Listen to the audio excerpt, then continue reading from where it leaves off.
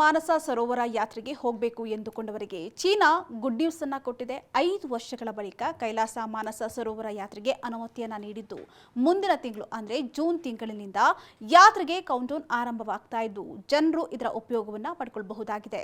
ಹೌದು, ಜೈನರು ಹಾಗೂ ಬೌದ್ಧರಿಗೆ ಕೈಲಾಸ ಮಾನಸ ಸರೋವರ ಯಾತ್ರೆ ಮಹತ್ವದಾಗಿದೆ.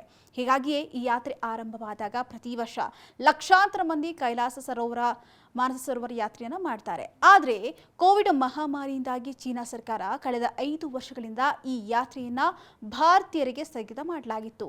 ಇದೀಗ ಈ ಯಾತ್ರೆಯನ್ನ ಮತ್ತೆ ಆರಂಭ ಮಾಡಿದ್ದು ಯಾತ್ರೆಗೆ ಬೇಕಾದಂತಹ ಸಕಲ ತಯಾರಿಗಳನ್ನ ಸಿಕ್ಕಿಂನ ರಾಜಧಾನಿ ಗ್ಯಾಂಗ್ಟನ್ ಮತ್ತು ನಾಥುಲಾ ಬಳಿ ಮಾಡಿಕೊಳ್ತಾ ಇದ್ದು ಮೂಲಭೂತ ಸೌಕರ್ಯಗಳ ವ್ಯವಸ್ಥೆಯನ್ನ ಕಲ್ಪಿಸಲಾಗ್ತಾ ಇದೆ. ಇನ್ನು ಈ ಯಾತ್ರೆ ಜೂನ್ನಿಂದ ಆಗಸ್ಟ್ವರೆಗೂ ನಡೆಯಲಿದ್ದು ಉತ್ತರಾಖಂಡದ ಲಿಬೋಲೇಕ್ ಪಾಸ್ ಮತ್ತು ಸಿಕ್ಕಿಂನ ನಾಥುಲಾ ಪಾಸ್ ಮೂಲಕ 2 ಮಾರ್ಗದಲ್ಲಿ ಯಾತ್ರೆ ನಡೆಸುವುದಾಗಿ ವಿದೇಶಾಂಗ ಸಚಿವಾಲಯ ತಿಳಿಸಿದೆ. ಇನ್ನು ಈ ವಿಚಾರ ಗೊತ್ತಾಗ್ತಾ ಇದ್ದಂತೆ ಭಕ್ತಾದಿಗಳ ಖುಷಿ ದುಪ್ಪಟ್ಟಾಗಿದ್ದು ಸಾಕಷ್ಟು ಜನರು ಯಾತ್ರೆಗೆ ಹೋಗಲು ತಯಾರಿಯನ್ನ ಮಾಡಿಕೊಳ್ತಿದ್ದಾರೆ.